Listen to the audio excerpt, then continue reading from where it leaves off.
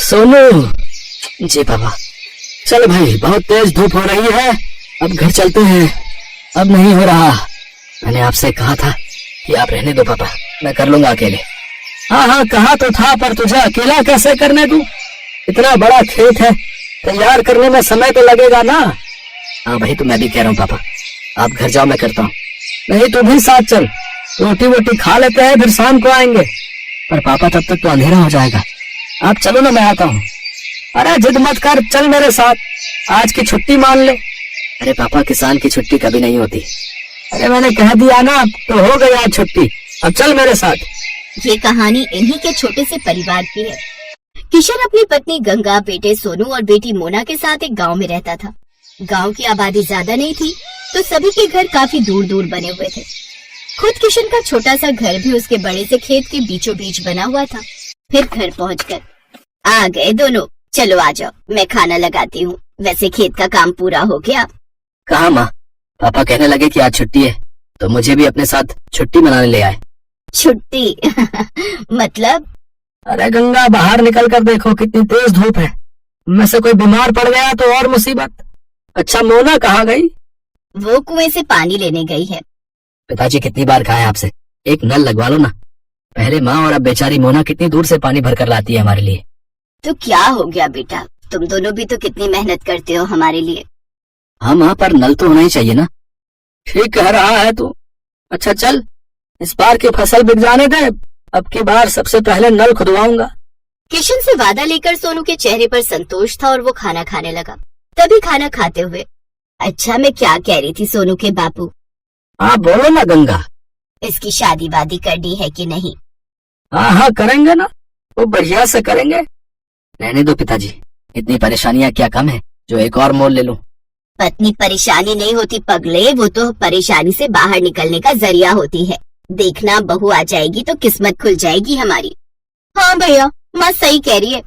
कह तो ऐसे रही हो माँ, जैसे वो आएगी तो आसमान से पैसा बरसने लगेगा। पहले कुछ पैसे वैसे इकट्ठा कर लें, फिर सोचेंगे इसके बारे में। ऐसे ही कई महीने बीत गए। किशन की फसल पककर तैयार थी। इस बार किशन की अच्छी फसल हुई थी। फसल से किशन को अच्छे पैसे भी मिले थे, तो वादे के मुताबिक किशन ने सबसे पहले घर में एक हैंडपंप खुदवाया और फिर उसी शाम। हाय, कितना मीठा पानी आ रहा है। सोनू के बापू, ये काम आपने अच्छा कर दिया। अब सुनो, इससे पहले कि कोई और बड़ा खर्चा आए, सोनू का ब्याह भी कर दो और उसके लिए कमरा भी बनवा दो। ना माँ, अभी तो। चुप कर, तूने कहा था ना कि पहले नल फिर बहू। ले, अब लग गया नल, अब तो कुछ नहीं बोलेगा। माँ की बात सुनकर सोनू चुप हो गया। फिर उस दिन से ही गंगा और किशन ने सोनू के लिए लड़की देखना शुरू कर दिया। और फिर क्या हुआ माँ, बात बनी? हाँ बन गई भाई, मुझे तो लड़की बहुत अच्छी लगी। राधिका नाम है उसका, पढ़ने लिखने में बहुत तेज है। पर क्या माँ? उसके बाबा की तबीयत सही नहीं रहती, माँ है नहीं, लेकिन मुझे तो बहुत अच्छी लगी। देखने में भी बड़ी प्यारी है। हाँ, और मुझे तो बहुत समझदार भी लगी।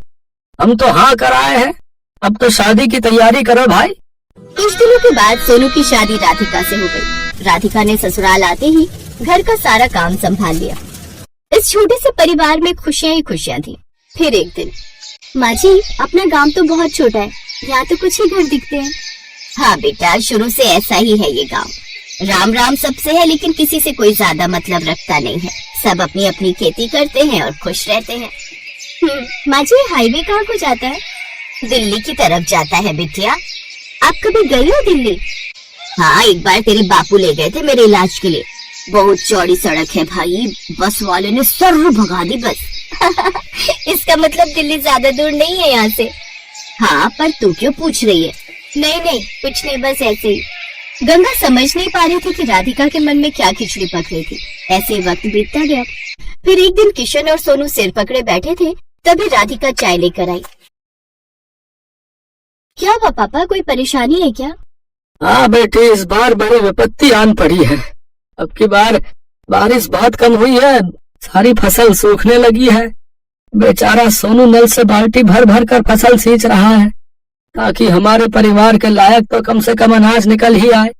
पर पिछले साल तो खूब बारिश हुई थी। हाँ राधिका, तब इतनी बारिश हुई थी कि आधी फसल गल गई थी। खेती किसानी की यही समस्या है, बारिश कम हो तो दिक्कत और ज्यादा हो जाए तो दिक्कत। भगवान जाने क्या होगा आगे। मोना की शादी भी तो करनी है और जब पैसे ही नहीं जुड़ेंगे तो फिर कैसे होगा सब। भरोसा रखो गंगा, सब ठीक हो जाएगा। अपने परिवार को परेशान देख राधिका भी दुखी हो गई। वो अब अपने परिवार की मदद करने के बारे में सोचने लगी और फिर, पापा एक बात कहनी थी आपसे। हाँ बेटा बोलना, क्या बात है? मोना की शादी के लिए कितने पैसे चाहिए आपको? क्यों ऐसा क्यों पूछ रही है बेटी? बताइए ना पहले। कम से कम 5 लाख तो होने ही चाहिए। 3 के आसपास तो जमा है बैंक में, लेकिन 2 लाख का इंतजाम कैसे होगा पता नहीं। मेरे पास एक उपाय है, अगर आप लोगों को ठीक लगे तो। हाँ हाँ बोलो ना राधिका। देखिए, आजकल ना ये शहर वालों को फार्म हाउस वेडिंग और फार्म हाउस पार्टी का बड़ा चस्का है। हमारा खेत हाईवे से लगा हुआ है, दिल्ली भी दूर नहीं है, तो बस हमें हाईवे से खेत तक का रास्ता ठीक करना है, लकड़ी से खेत की बाउंड्री करनी है और कुछ चारपाइयां और सजावट का काम करना है और एक अच्छा सा नाम सोचकर एक बोर्ड लगाना है। बेटा मुझे तेरी बात कुछ कुछ समझ में आ रही है। इस सब के लिए पैसे कहाँ से आएंगे? वो 3 लाख रुपए हमारे काम आएंगे और अगर धंधा चल निकला तो मोना की शादी हम धूमधाम से करेंगे। मुझे भी ये आइडिया बढ़िया लग रहा है। अगले ही दिन से पूरा परिवार राधिका के कहने पर काम में जुट गया। हाईवे से लेकर खेत तक बढ़िया टाइलें लगा दी गई, लकड़ियों से खेत की 4 दीवारी कर दी गई और फिर खेत अच्छे से साफ कर उसमें घास उगाकर जगह जगह सुंदर चारपाइयां लगा दी गई। फिर खेत के बीचों बीच एक सुंदर और बड़ी सी खुली झोपड़ी बनाई गई। पूरे परिवार ने जमकर मेहनत की। फिर अगले ही दिन, हेलो, मेरा नाम राहुल है, मैं दिल्ली से आया हूँ। ये रिजॉर्ट पहली बार देखा। क्या परसों शाम के लिए स्पेस अवेलेबल है? हाँ हाँ जी बिल्कुल। क्या फंक्शन है? मेरे बेटे का बर्थडे है। केटरिंग मैं खुद देख लूंगा, बस मुझे ये जगह अच्छी लगी। मेरा बजट 20,000 का है। बोलिए आपको चलेगा? जी हाँ बिल्कुल। Thank you so much. ये लीजिए 10,000 रुपए एडवांस। राधिका का प्लान काम कर रहा था। 2 दिन बाद राहुल ने अपने बच्चे का बर्थडे खूब अच्छे से मनाया। राधिका और उसके परिवार ने पूरे खेत को गुब्बारों और रोशनी से सजाया था। ऐसे धीरे धीरे लोगों को गंगा के रिजॉर्ट के बारे में पता चलता गया और लोग आते गए। अब तो राधिका और उसके परिवार को काम से फुर्सत नहीं थी। फिर ठीक 2 साल बाद, भैया खाना जल्दी लगाओ, बारात आने वाली है। जी मैडम, अभी लगाता हूँ। ओहो, मोना तैयार हुई कि नहीं? मोना, मोना आ जाओ भाई। देख रही है राधिका अपनी ननद को? हाँ माँ, परी से कम नहीं लग रही है। सब आपकी वजह से है भाभी, मेरी नहीं हमारी वजह से। और सुनो, अपने पहले बच्चे के पहले बर्थडे के लिए अभी से बुकिंग कर लो इस रिजॉर्ट की। क्या पता तब ये स्पेस खाली हो या ना हो। विदाई के वक्त सिमरन अपने पिता से लिपट कर खूब रोती है। बाबा, बाबा मुझे आपकी बहुत याद आएगी। अब मैं कैसे रहूंगी आपके बिना। बेटी जब भी तेरा मन करे तो आ जाना, ये घर हमेशा तेरा ही रहेगा। जा बेटी, अब अपनी माँ से भी मिल ले। माँ, मुझे आपने जो भी प्यार दिया उसके लिए शुक्रिया।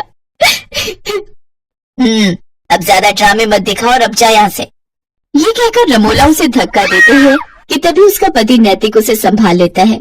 क्या हुआ? तुम गिर कैसे गई? वो लहंगा पैर में अटक गया था, बस इसी वजह से। फिर सिमरन अपने मन में सोचती है, अच्छा हुआ माँ को धक्का देते हुए किसी ने नहीं देखा। मैं हमेशा माँ के प्यार के लिए तरसती रही, लेकिन उन्होंने मुझे कभी प्यार नहीं दिया। फिर सिमरन ब्याह कर घर आ जाती है। उसकी सास ने उसके स्वागत में गुलाब के फूल बिछाए होते हैं। साथ ही वो बड़े प्यार से उनकी आरती उतारती है और गिफ्ट में उसे सोने का हार देती है। ये ले मेरी प्यारी बहू, तेरा सगुन। बहू, अब से ये घर तेरा है और हम सब भी। तुझे कुछ भी चाहिए होगा या किसी काम में मदद चाहिए हो तो हमें कहना। अच्छा, अब तुम दोनों थक गए होंगे, थोड़ी देर आराम कर लो, बाकी की रस्में फिर करेंगे। शुक्रिया माँ जी। सिमरन नैतिक के साथ कमरे में चली जाती है और आराम करती है। फिर दिन के 1 बजे उसकी नींद खुलती है। ओह गॉड, कितनी देर हो गई। मेरी पहली रसोई की रस्म भी अभी बाकी थी। माँ जी तो बहुत गुस्सा करेंगी। सिमरन जल्दी से बाथरूम की तरफ जाती है, लेकिन बाथरूम से नहाकर निकल रहा नैतिक सिमरन से टकरा जाता है और सिमरन फिर गिरने वाली थी कि तभी वो उसे संभाल लेता है। इतने में उनके कमरे में सिमरन की सास कमला आ जाती है। अरे बच्चों, ये क्या कर रहे हो? कम से कम दरवाजा तो बंद कर लेते। माँ ऐसा कुछ नहीं है, वो तो बस हम टकरा गए थे। कोई नहीं बच्चों, अभी तो तुम्हारे दिन है खेलने कूदने के। चलो अच्छा, अब तुम दोनों फ्रेश होकर नीचे आ जाओ, खाना लग गया है टेबल पर। माँ जी मुझे माफ कर दीजिए, मेरी आंखें नहीं खुली। कोई बात नहीं बेटी, मैं समझती हूँ, शादी की थकान होगी अभी शरीर में।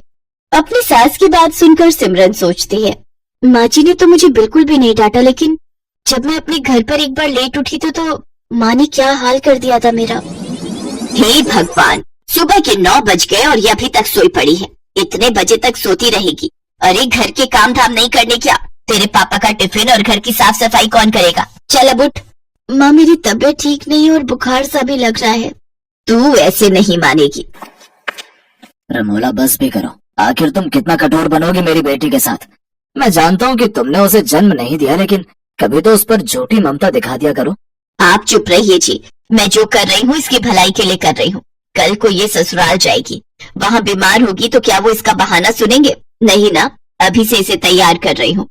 ठीक है, लेकिन उस बेचारी के साथ जरा ठीक से पेश आया करो, आखिरकार वो हमारी इकलौती बेटी है। तभी नैतिक सिमरन से कहता है, सिमरन कहाँ खो गई? चलो तैयार हो जाओ। हाँ। कुछ देर बाद सिमरन तैयार होकर नीचे आ जाती है, जहाँ उसकी सास उसकी नजर उतारती है। थू, मेरी बहू को किसी की नजर ना लगे। मेरी प्यारी बहू, अब खाना खा ले। वो सब मिलकर खाना खाते हैं। फिर सिमरन प्लेट उठाने लगती है तो उसके हाथ से एक प्लेट नीचे गिर जाती है और टूट जाती है। अब माँ जी मुझे माफ कर दीजिए, वो मैं कोई बात नहीं बहू। अरे क्या हुआ बहू, तू इतना घबरा क्यों रही है? कुछ भी तो नहीं हुआ, बर्तन है, टूट गया तो क्या दूसरा आ जाएगा? नहीं माँ जी, वो मैं सचमुच, मुझे माफ कर दीजिए। मैं बहुत गड़बड़ करती हूँ, मुझे मत जलाइए, मत मारिए। करम चली, तूने ये नया कप तोड़ दिया, मेरा नुकसान कर दिया। अब देख मैं क्या करती हूँ। रमोला चूल्हे में से गरम लकड़ी निकालकर सिमरन के हाथ पर लगा देती है। सिमरन जोर जोर से चिल्लाती है, मत जलाइए मुझे, मत जलाइए। नैतिक जल्दी से सिमरन को गले से लगा लेता है। क्या हुआ? कौन जला रहा तुम्हें? बहू क्या हुआ मुझे बता। माँ जी एक बार मुझसे ऐसे किसी का कप टूट गया था तो उसने मुझे जला दिया था। लेकिन हम तुझे ऐसी कोई सजा नहीं देंगे। तू मेरे पास आ और मेरे गले लग जा। मेरी बच्ची, यूं घबराते नहीं। ऐसे दिन गुजरते हैं। कमला अपनी बहू को बहुत प्यार करती थी। वो उसे किसी भी गलती के लिए डांटती नहीं थी, वो उसे प्यार से समझाती थी। कमला अपनी बहू के लिए कुछ न कुछ खाने के लिए बाजार से लाती रहती या नए नए कपड़े उसके लिए बनवा देती। अपनी सास का ऐसा प्यार देख सिमरन की आंखें खुशी से भीग जाती थी। ऐसे ही एक रोज कमला सिमरन की पसंद का गाजर का हलवा बनाती है और उसे अपने हाथों से खिलाती है तो सिमरन की आंखों से खुशी के आंसू बहने लगते हैं। ये देख कमला सिमरन से कहती है, बस बहू बहुत हुआ। मैं जब भी तुझे ज्यादा प्यार देने की कोशिश करती हूँ तो तेरी आंखों से आंसू बहने लगते हैं। आखिर क्या बात है बेटी, अपनी माँ समान सास को नहीं बताएगी? माँ जी आप तो बहुत अच्छी हो और मुझे बहुत प्यार करती हो, लेकिन तभी दरवाजे पर दूध वाला आता है। सिमरन को देखकर उसकी नजर उस पर फिसल जाती है और वो उसका हाथ पकड़ लेता है। छोड़ो मुझे, छोड़ो। एकदम मलाई की तरह मखमली हो तुम तो। तभी कमला भी वहाँ आ जाती है और उसे देखकर दूध वाला कहता है, माँ जी देखो ना, आपकी बहू मेरा हाथ पकड़ रही है। कमला जोरदार थप्पड़ उस दूध वाले को मारती है। नास पिटे, तू मेरी बहू पर इल्जाम लगाएगा, उसे छेड़ेगा, ये ले। कमला उसे मारकर वहाँ से भगा देती है। अपने ऊपर अपनी सास का भरोसा देखकर सिमरन रो पड़ती है और अपनी सास के गले लग जाती है। आप बहुत अच्छी हो माँ जी, आपने मुझ पर भरोसा किया, नहीं तो माँ तो। क्या माँ बहू, आप पूछ रही थी ना कि आपका ज्यादा प्यार पाकर मेरी आंखें नम क्यों हो जाती है? क्योंकि बचपन से लेकर आज तक मैं जिस प्यार के लिए तरसती रही, वो प्यार आपने मुझे दिया है। जब मैं 6 महीने की थी तभी मेरी माँ गुजर गई थी, तब बाबा दूसरी माँ लेकर आए ताकि वो मुझे माँ का प्यार दे सके, लेकिन उन्होंने कभी मुझे माँ का प्यार नहीं दिया और अब वो प्यार मुझे आपसे मिला। जैसे आज दूध वाले ने हरकत की, ऐसे एक बार मेरे यहाँ के दूध वाले ने मेरे साथ की थी, लेकिन माँ ने उसे गलत ठहराने की जगह मुझे ही गलत समझा था। कोई बात नहीं बहू, आज से मैं तेरी माँ हूँ और रमोला बहन ने भले ही तुम्हें प्यार ना दिया हो, लेकिन एक यशोदा बनकर तुम्हें पाला तो है, तभी तो मुझे इतनी प्यारी बेटी जैसी बहू मिली है। तभी दरवाजे पर रमोला और मनोहर खड़े होते हैं। ये सब बातें सुनकर उनकी आंखों में आंसू आ जाते हैं। रमोला को अपनी गलती का एहसास हो जाता है और वो सिमरन से माफी मांगती है। उस दिन के बाद सिमरन को अपनी सौतेली माँ और सास दोनों से बहुत प्यार मिलता है।